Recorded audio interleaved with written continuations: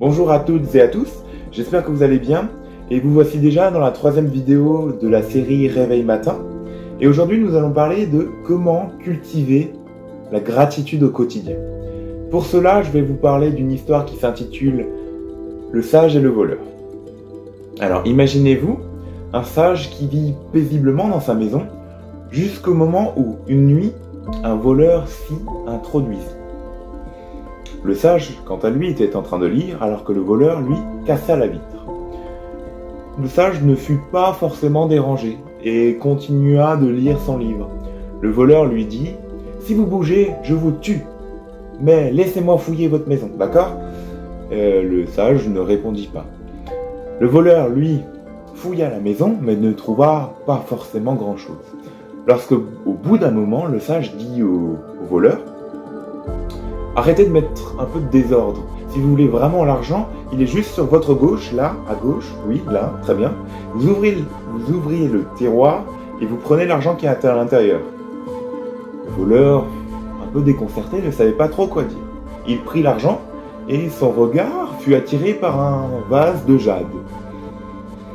Le sage le vit et lui dit « Ah, si vous êtes intéressé par le vase, prenez-le. » Le voleur n'avait aucun mot. Il voulut s'enfuir avec le vase et l'argent, mais le sage lui coupa l'herbe sous le pied. « Et vous n'oublierez rien !»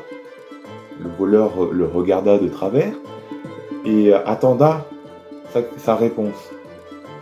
Le sage dit « Et un merci, peut-être ?»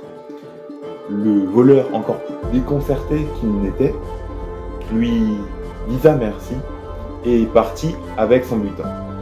Quelques jours plus tard seulement, la garde royale l'avait arrêté et était allée voir le sage. La garde royale leur dit « Alors, monsieur, apparemment ce voleur vous a volé certaines choses. Est-ce que c'est vrai? Si oui, on le fera descendre, d'accord ?»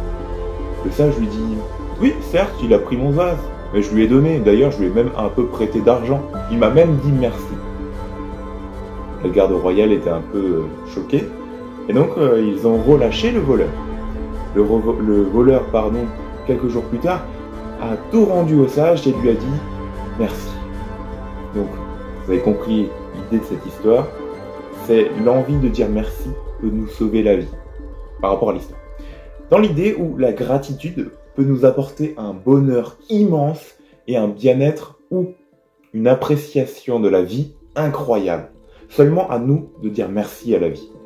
Pour ce faire, vous avez quelques méthodes qui, par exemple, comme tenir un journal de gratitude, où chaque matin, moi c'est ce que je fais, chaque matin vous écrivez 3 choses pour lesquelles vous êtes reconnaissant.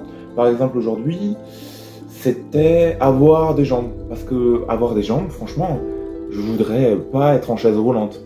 C'était aussi avoir une piscine. Oh, qu'est-ce que ça fait du bien, ça nous permet de se réveiller, c'est incroyable. Et vous le faites chaque matin et vous allez sentir qu'au bout d'un moment, vous allez le faire naturellement. La deuxième idée, c'est de trouver le positif. Alors, j'avoue, malgré les véritables situations où il n'y a pas forcément de positif, le fait d'en chercher va nous permettre d'être plus reconnaissants. La troisième idée, c'est tout simplement de dire merci. Merci à la vie, merci pour cette chose, merci pour ça. Comme dans l'histoire, le simple fait de dire merci, parfois ça fait la différence. Et voilà, c'est déjà la fin de cette petite vidéo. J'espère qu'elle vous aura plu. N'hésitez pas à me mettre des petits commentaires pour peut-être m'améliorer. Et moi je vous dis à la prochaine. C'était Alban. Ciao!